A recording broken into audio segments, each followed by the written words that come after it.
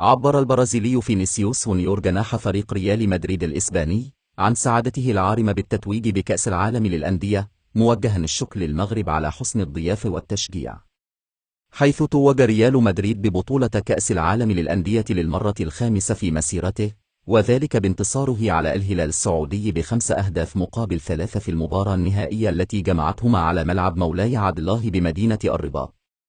حيث نشر فينيسيوس جونيور منشورا باللغة العربية عبر حساباته الرسمية على مواقع التواصل الاجتماعي، حيث جاء فيه: شكرا لك يا مغرب، لقد رأيت بالفعل شغفك في كأس العالم، لكن وجود هذا الحشد في مصلحتي كان شيئا مميزا للغاية.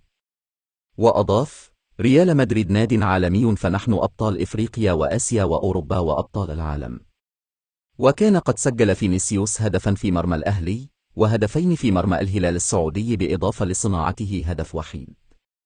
كما فاز فينيسيوس بجائزة الكرة الذهبية كأفضل لاعب في بطولة كأس العالم للأندية، كما أصبح فينيسيوس أصغر لاعب يسجل هدفين في نهائي كأس العالم للأندية.